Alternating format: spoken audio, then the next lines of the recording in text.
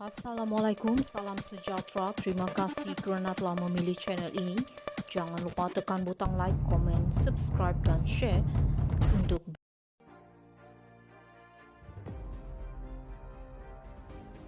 Agong dipersembahkan laporan lengkap RCI Batu Putih, Batuan Tengah dan Tubir Selatan. Kuala Lumpur yang di-Pertuan Agong Sultan Ibrahim dipersembahkan laporan lengkap Suruhanjaya Siasatan Diraja RCI untuk mengkaji pengendalian perkara berkaitan kes kedaulatan Batu Putih, Batuan Tengah dan Tubir Selatan. Menerusi hantaran di Facebook Sultan Ibrahim Sultan Iskandar, dimaklumkan bahawa laporan itu dipersembahkan oleh pengerusi RCI Mat Rawuh Sharif serta semua ahli RCI kepada Seri Paduka Baginda di Istana Negara hari ini. Pada Februari, Bahagian Hal Ehwal Undang-Undang BHEUU, Jabatan Perdana Menteri JPM dalam kenyataan memaklumkan Sultan Ibrahim memperkenan penubuhan Suruhanjaya tersebut berkuat kuasa serta-merta. Penubuhan RCI itu dilakukan selaras dengan Akta Suruhanjaya Siasatan 1950, Akta 119. Pada 23 Mei 2008, Mahkamah Keadilan Antarabangsa ICJ memutuskan Singapura mempunyai hak terhadap Batu Putih, manakala Batuan Tengah yang terletak tidak sampai 1 km dari pulau itu milik Malaysia. Selain itu, ICJ memutuskan hak milik Tubir Selatan, kira-kira 4 km dari Batu Putih, akan ditentukan mengikut persempadanan perairan negara yang menguasainya. Pada 2 Februari 2017, Malaysia telah memfailkan permohonan bagi semakan terhadap keputusan ICJ 23 Mei 2008. Namun pada Mei 2018, Kerajaan Pakatan Harapan di bawah pimpinan Perdana Menteri Dr. Mahathir Mohamad menarik balik permohonan itu 2 minggu sebelum kes dijadualkan didengar pada 11 Jun 2018.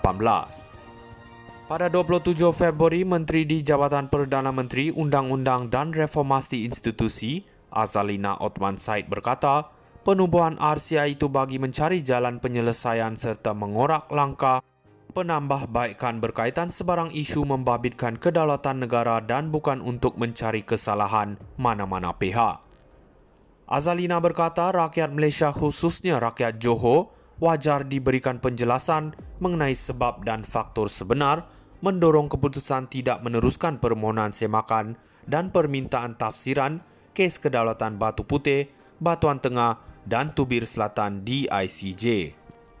Pada 12 Jun, Mahathir memberi keterangan pada prosiding RCI yang dijalankan secara tertutup. Agong dipersembahkan laporan lengkap RCI Batu Putih, Batuan Tengah dan Tubir Selatan. Kuala Lumpur yang di-Pertuan Agong Sultan Ibrahim dipersembahkan laporan lengkap Suruhanjaya Siasatan Diraja RCI untuk mengkaji pengendalian perkara berkaitan kes kedaulatan Batu Putih, Batuan Tengah dan Tubir Selatan. Menerusi hantaran di Facebook Sultan Ibrahim Sultan Iskandar, dimaklumkan bahawa laporan itu dipersembahkan oleh pengerusi RCI Mat Rawuh Sharif serta semua ahli RCI kepada Seri Paduka Baginda di Istana Negara hari ini.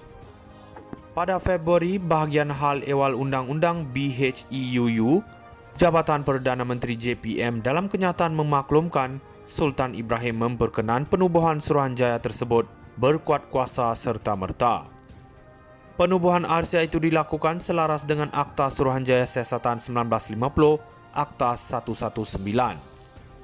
Pada 23 Mei 2008, Mahkamah Keadilan Antarabangsa ICJ memutuskan Singapura mempunyai hak terhadap Batu Putih, manakala Batuan Tengah yang terletak tidak sampai 1 km dari pulau itu milik Malaysia.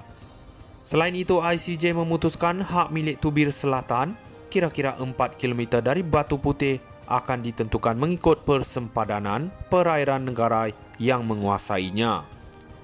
Pada 2 Februari 2017, Malaysia telah memfailkan permohonan bagi semakan terhadap keputusan ICJ 23 Mei 2008. Namun pada Mei 2018, Kerajaan Pakatan Harapan di bawah pimpinan Perdana Menteri Dr. Mahathir Mohamad menarik balik permohonan itu 2 minggu sebelum kes dijadualkan didengar pada 11 Jun 2018.